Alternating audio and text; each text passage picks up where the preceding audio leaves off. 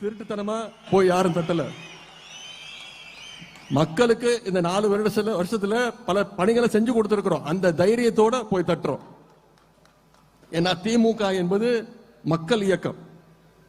மக்களிடம் செல், மக்களிடம் பழகு அப்படின்னு தான் நம்மளுக்கு பேரறிஞர் அண்ணா அவர்கள் கற்றுக் கொடுத்தார். கழகத்திற்கு மக்கள் கொடுக்கின்ற ஆதரவை பார்த்து திரு எடப்பாடி பழனிசாமி அவர்கள் என்னென்னமோ வளர்றார். 2 நாளைக்கு முன்னாடி ஒரு கூட்டத்தில் பேசுறாரு, திமுக காரன் யாராவது போன் நம்பர் கேட்டா கொடுத்துடாதீங்க. இதுதான் ஒரு எதிர்கட்சி தலைவருடைய பிரச்சாரம். தமிழ்நாட்டு மக்கள் நம்முடைய தலைவரை நோக்கி, திராவிட முன்னேற்ற கழகத்தை நோக்கி ஆதரவா நம்மளோட தமிழ்நாட்டு மக்கள் வர்றது பார்த்து அவருக்கு எரிச்சல் வருது.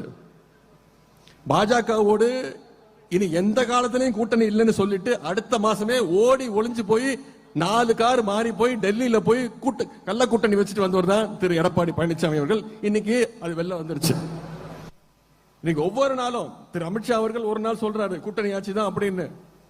திரு எடப்பாடி பழனிசாமி அடுத்த நாள் சொல்றாரு கிடையாது கிடையாது தனித்துவமான ஆட்சி தான் அப்படின்னு. இப்படி அவங்களுக்குள்ளேயே ஒரு ஒற்றுமை இல்லாத நிலைமை போய்கிட்டு இருக்கு. இன்னும் சொல்றேன், இவங்க 2 பேரும் போட்டி போட்டுக்கிட்டு இப்படி பண்ணிட்டு இருந்தாங்கன்னா தமிழ்நாட்டில் ஒரு தொகுதியில கூட டெபாசிட்ட கூட வாங்காது அந்த கூட்டணி. இதெல்லாம் தமிழ்நாட்டு மக்கள் பார்த்துக்கிட்டு இருக்கிறாங்க. அண்ணா பேர்ல கட்சியை வச்சுக்கிட்டு சுயநலத்துக்காக அமித்ஷா கிட்ட மொத்தமா அடமானம் வச்சுக்கிட்டு எடப்பாடி பழனிசாமியை பார்த்து இன்னைக்கு ஒட்டுமொத்த தமிழ்நாட்டு மக்கள் சிரிக்கிறாங்க.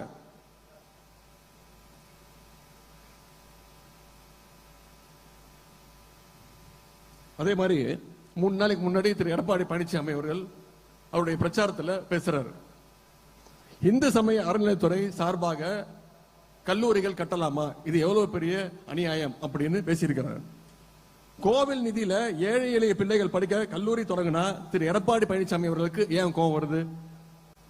இந்து சமய அறநிலையத்துறையே இருக்கக்கூடாதுன்னு சொல்ற பாஜகவோட கூட்டணி வச்சதுனால இன்னைக்கு எடப்பாடி பழனிசாமி அவர்களும் ஒரு முழு சங்கியா மாறி இருக்காரு. இன்னைக்கு அவருடைய பேச்சுக்கு மக்கள் மத்தியில மிகப்பெரிய எதிர்ப்பு வந்ததுனால நான் அப்படி பேசல இப்படி பேசலன்னு மழுப்பிட்டு இருக்கிறார். அவர் பிரச்சாரத்தை ஆரம்பிக்கும் பொழுது வெள்ளை வேட்டி வெள்ளை சட்டையோட தான் ஆரம்பிச்சார்.